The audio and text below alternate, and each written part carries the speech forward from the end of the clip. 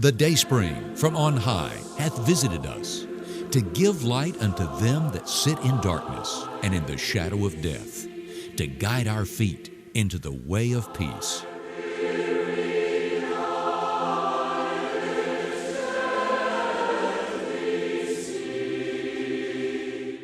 Dayspring is an effort to be in touch with good people who love God and who believe that the Bible is His Word.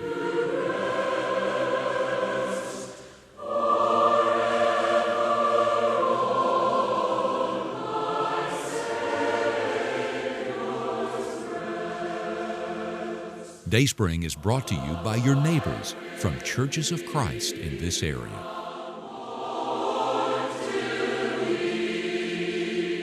And now, visit with us as we draw near to God.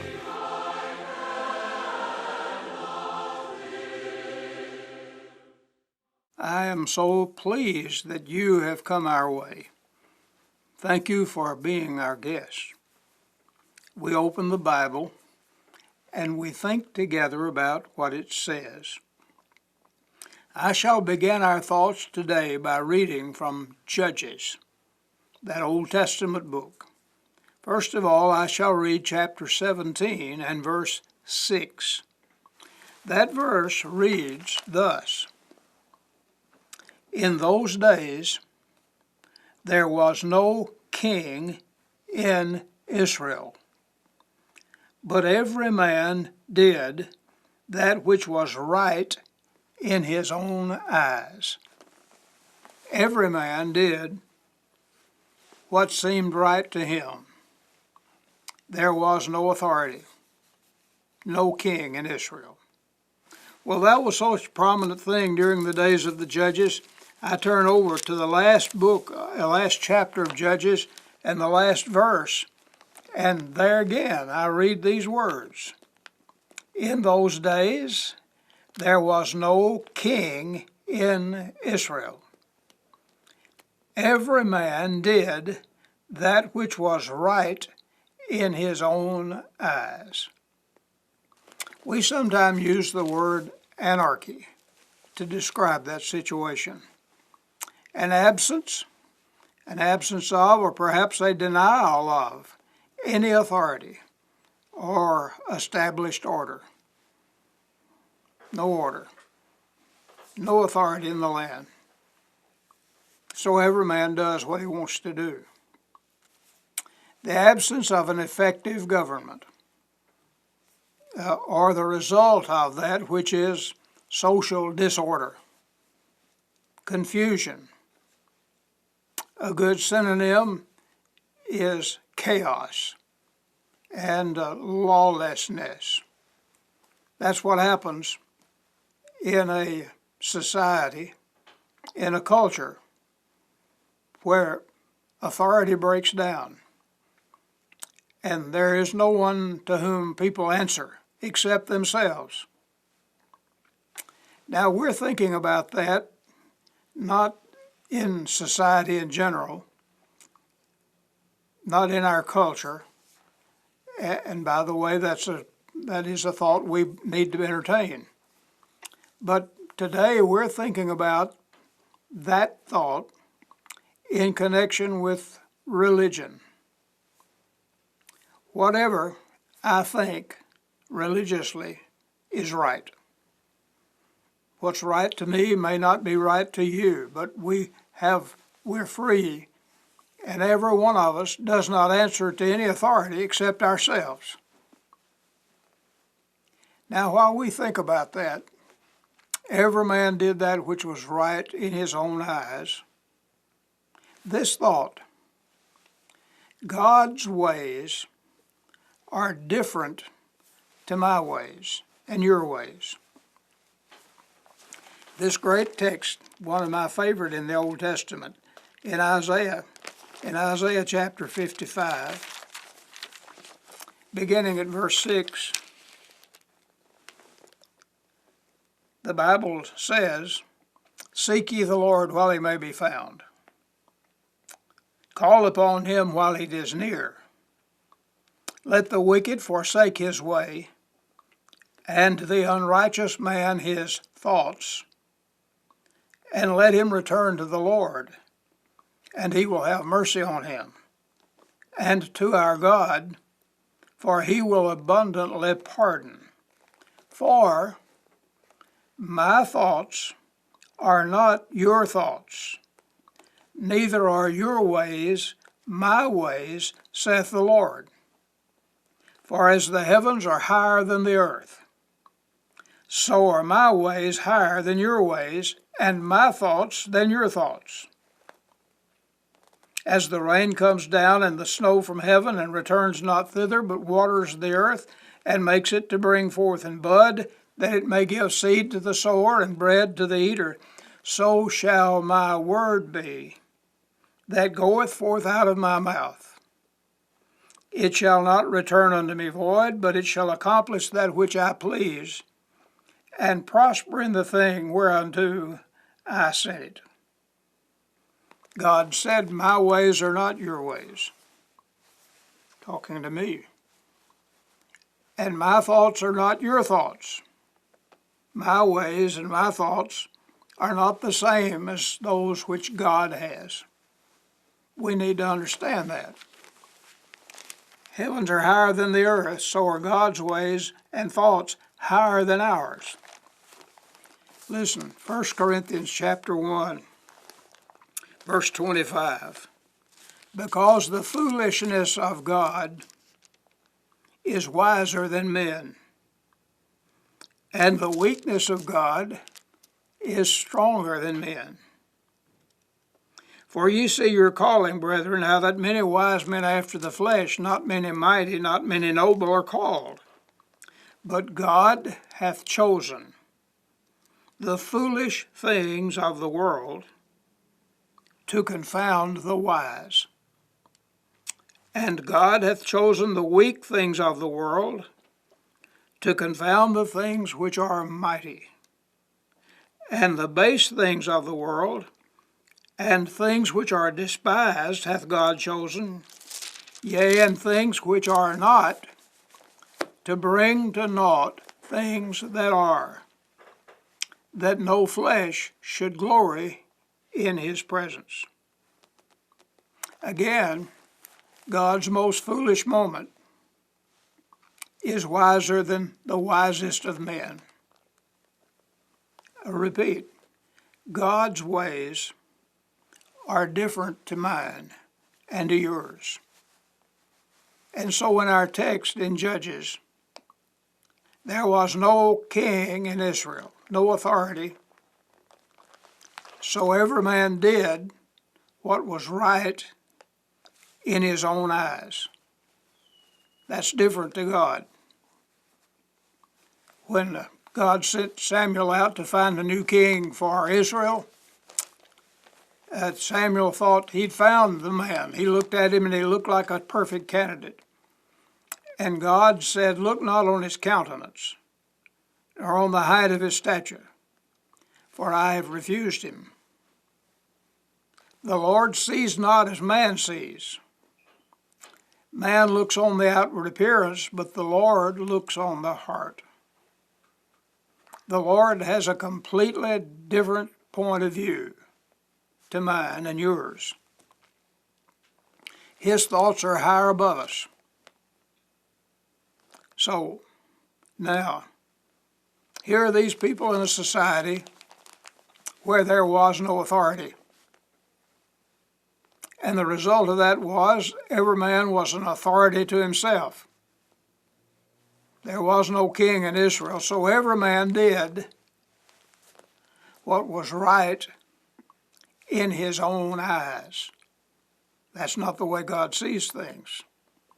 God sees things differently to me and to you. So, since this is so, since it is true that God's ways are not my ways, since that's the case, I can't have it both ways. I cannot have God's ways and my ways, because they don't go together. It's either one or the other. And if it's my ways, just mine and yours for yourself and everybody else, that's anarchy. There's no recognized authority in all the land. The result is confusion, chaos, lawlessness. So, I'll read this passage to you from Matthew. Matthew chapter 15, verse 7.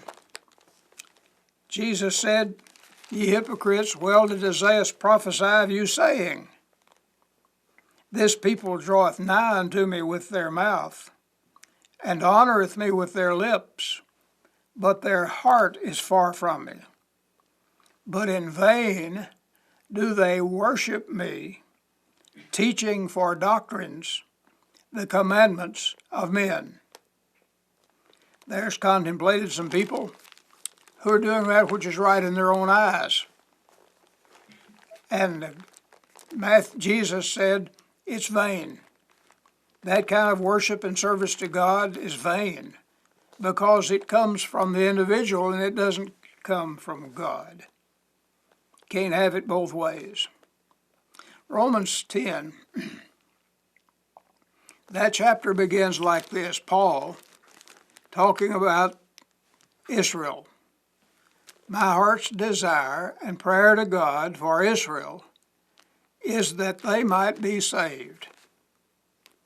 I bear them record that they have a zeal of God, but not according to knowledge.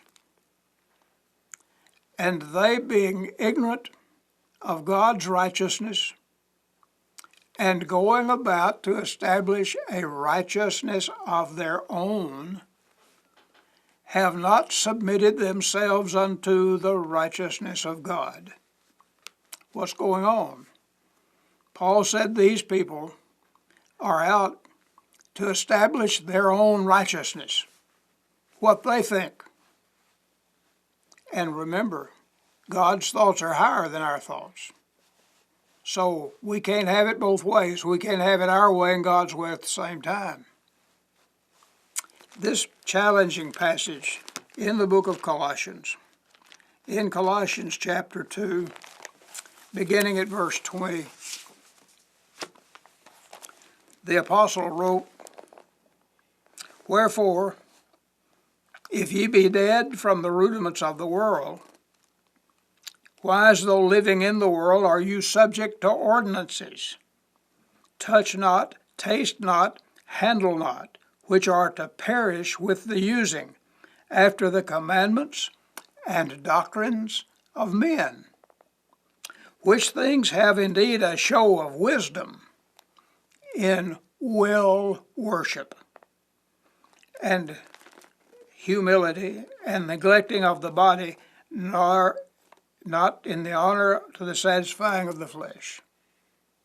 The phrase in that passage is will worship. Worshiping according to my will. How am I going to worship God? Well, I'm going to worship God in the way that seems best to me, that satisfies me. That's what the apostle called will worship. Interesting. The English Standard Version of the Bible renders that phrase will worship self-made worship. Here's worship that self-made. You and I make it up. It's what satisfies us, what fulfills us. And the New King James Version says it is self-imposed worship. Same thing, self-made. Imagining trying to offer up worship, service to God, which we made up ourselves. Every man did that which was right in his own eyes. Oh, my friend, religiously, it's easy for us to come to that hour when we do that which is right in our own judgment, and we're not so much concerned about God's way of doing things. There is a word of caution that is extended to us, and we do well to heed that word of caution. Jeremiah 10, verse 23. That great prophet said, O Lord, I know that the way of man is not in himself. It is not in man that walks to direct his own steps. Jeremiah wrote those words for my benefit, for yours. It's not self-made religion. It's not within my power to direct my own steps religiously. But if we renounce all of the authority, then everybody does that which is right in his own eyes. But there's that caution. Solomon, the great wise man of old, said, there is a way that seems right unto a man, but the end thereof are the ways of death. There's a caution. I can follow my own ideas. I can offer up God homemade religion, that which seems good and right to me and fulfilling to me. But Solomon warns, the end thereof, the ways of death. I cannot afford to follow my own ideas religiously. I must leave that up to God. Isaiah chapter 65.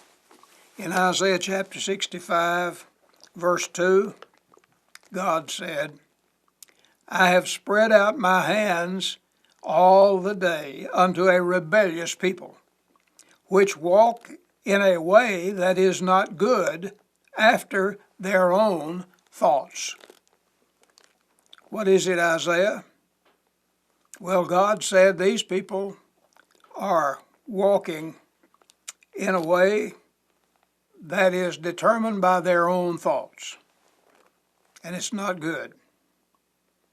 The word thoughts in that verse is translated in another English version by the word devices. They walk after their own devices.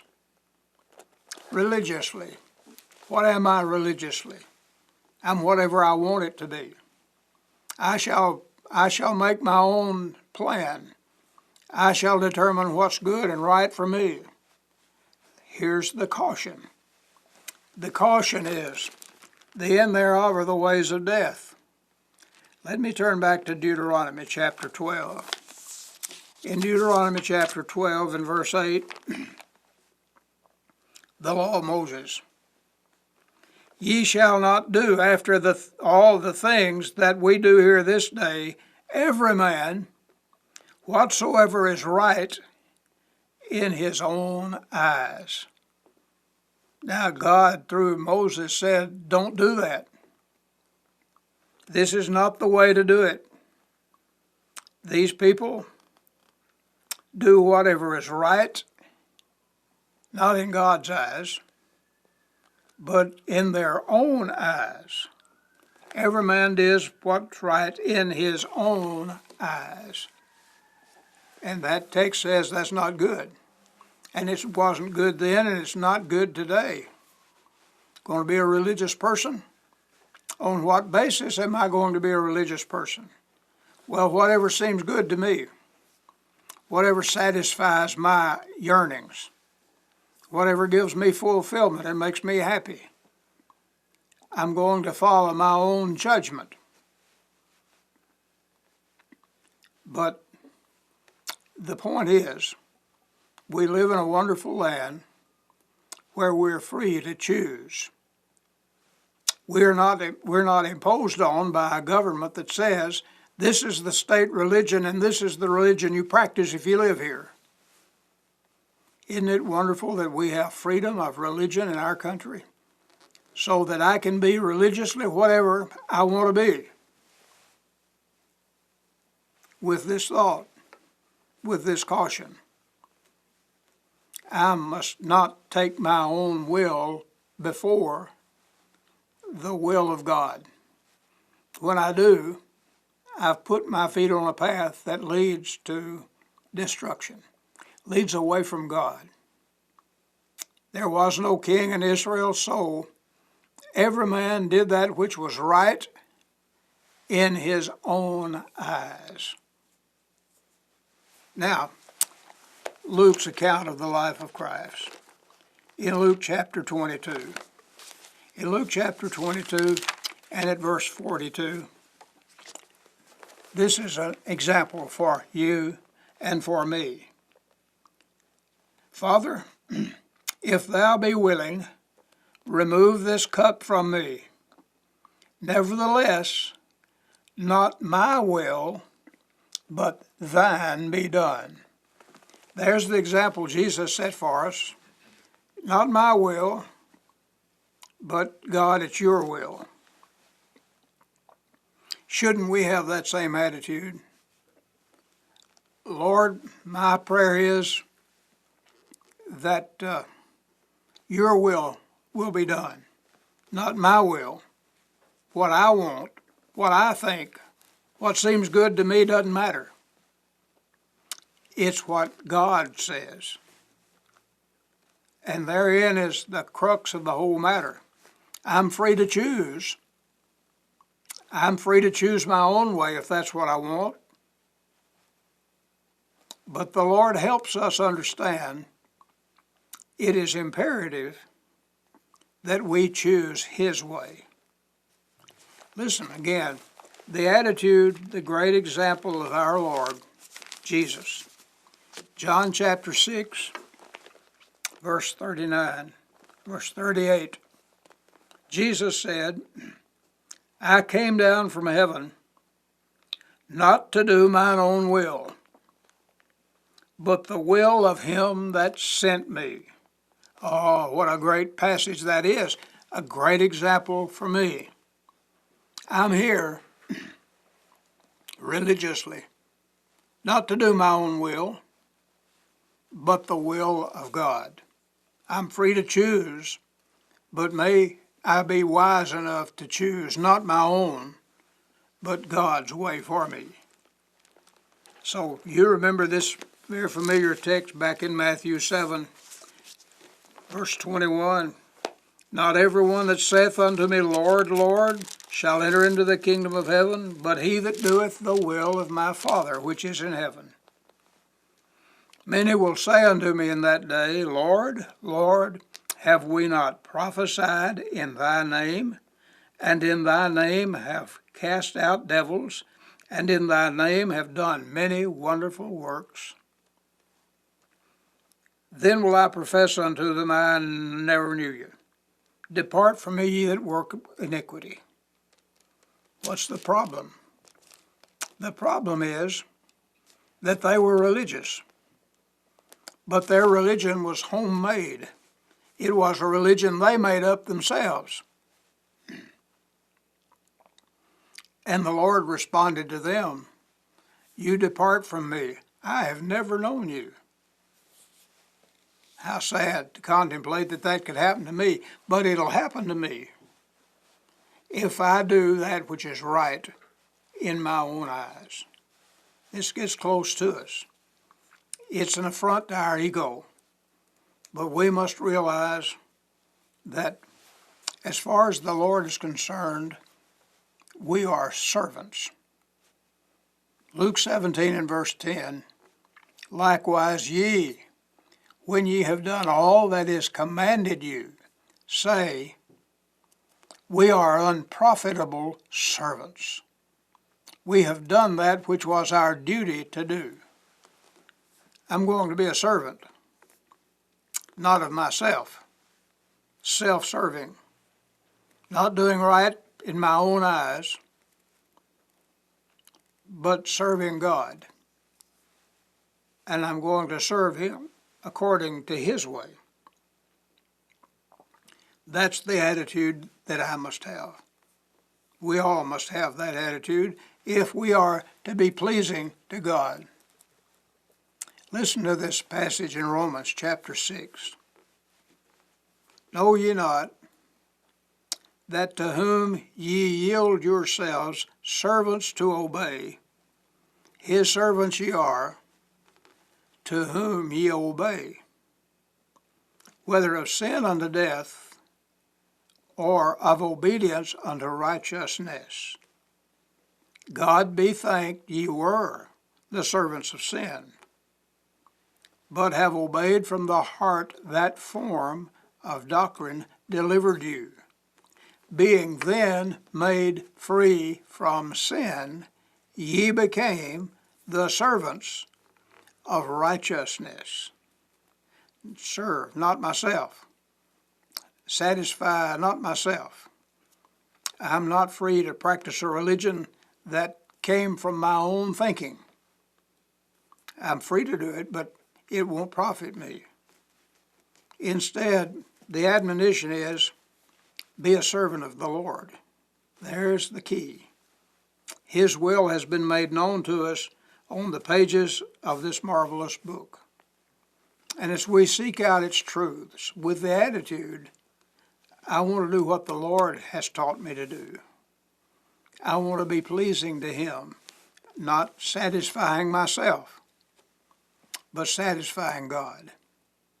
And so back there in Judges, twice in that book, we read, there was no king in Israel. So every man did that which was right in his own eyes. Confusion resulted from that. Lawlessness, chaos, disorder. May you and I have the good judgment to make ourselves servants of God. Thank you for being with us today. We've enjoyed our visit. Until the next time, may the goodness of God be yours in full measure. You've been watching Dayspring. Dayspring is brought to you by your friends in local area churches of Christ.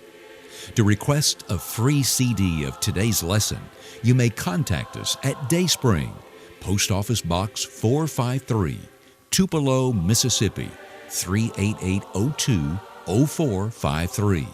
There is no cost for this offer. You will not be asked for financial support. You can also phone your request toll-free at 1-866-842-4139. Or you can go to our website at dayspringtv.com. Thank you for visiting with us on Dayspring. May your joy be full.